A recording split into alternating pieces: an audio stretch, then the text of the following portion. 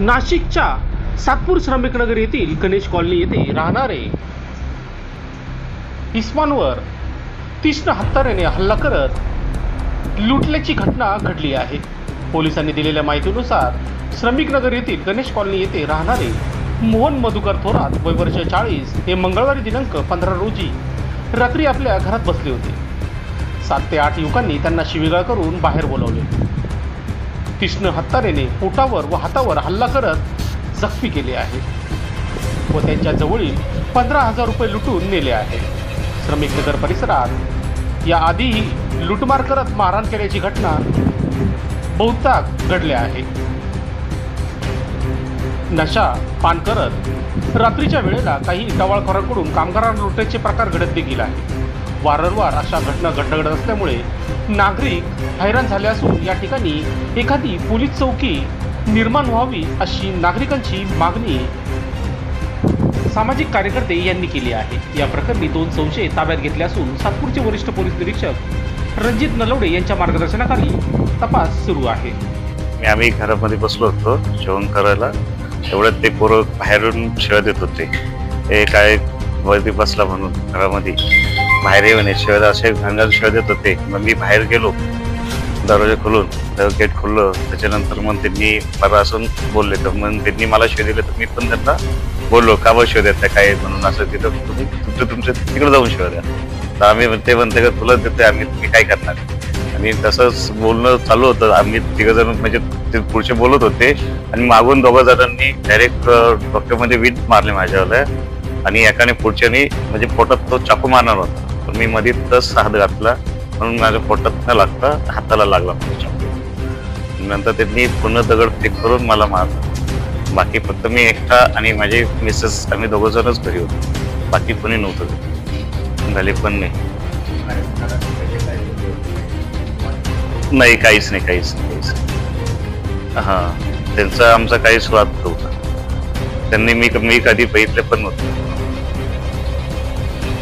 3-4 दिवस झाले मागच्या फ्लॅट मध्ये त्याच्याकडं बांधकाम चालू आहे तिथं फक्त, तर तिथे येऊन ते पिऊन खाऊन पूर्ण रात्रभर ते शिवागाळ करत राहत्या। आता 4-5 दिवसापासून त्यांचं तेच नाटक चालू आहे। तर त्यातल्या लोकांना कोणी काही बोललं नाही, पण काल त्यांनी डायरेक्ट आपल्या घरापाशी येऊन शिवागाळ काळ घेतली। त्याच्यामुळे मी त्यांना बोललो तर त्यांनी डायरेक्ट माझ्यावर मारहाण केली। काहीच नाही, लवकरच्या लवकर त्यांना अटक करणं आणि मला काय करून नाही मिळून देणं।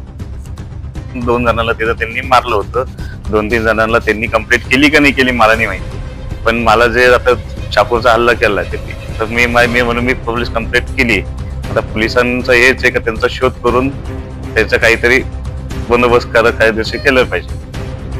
हीच माझी सातपूर पोलीस स्टेशन कडून मागणी आहे।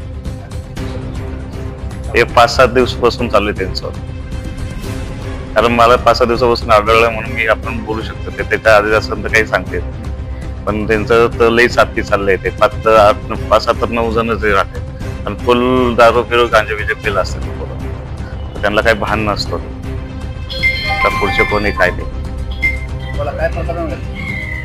अहो काल ते भाजी घेऊन आले आणि ते पोरं 2-3 दिवसापासून त्यांची पाठलाग करत होते आणि काल ते घरात आले, त्यांनी शिव्या देऊन त्यांना बाहेर बोलवल्याच्या नंतर त्यांनी चाकू पोटाला लावला आणि पैसे काढून घेतले त्यांनी। ते पोटाला न लागता त्यांनी हातमध्ये फक्त त्यांच्या हाताला चाकू लागले, त्यांनी दगड फेकून मारले, डोक्याला पण लागले, पाठीला लागले आणि हाताला पण लागले। त्यातच आले त्यांना दवाखान्यात नेलं, म्हणजे तुमच्या डॉक्टरांनी त्यांचा त्रास ते शिव्यागाळ्याचा रोज येते दारू, ते रोज सकाळपासून जे राहतात तर रात्री 12-1 वाजेपर्यंत त्या लोकांना शिव्यागाळ चालू राहते। आणि खिशाचे पैसे पण काढून घेतले त्यांनी 15,000 रुपये। पोलीस चौकीच व्हायला पाहिजे, त्यांच्यावर कारवाई झाली पाहिजे। आणि आजपासून आले ते आता येऊन गेले, पोलीस चौकी व्हायला पाहिजे तिथं। ऑनलाईन पण दिली आणि ऑफलाईन पण दिली, तिथं जागेवर पोलीस चौकी झाली तर टेन्शन नाही राहणार आम्हाला। काहीतरी सोय तिथं पण झाली पाहिजे। आज आम्ही झालं उद्या कोणावर पण होऊ शकतं ना।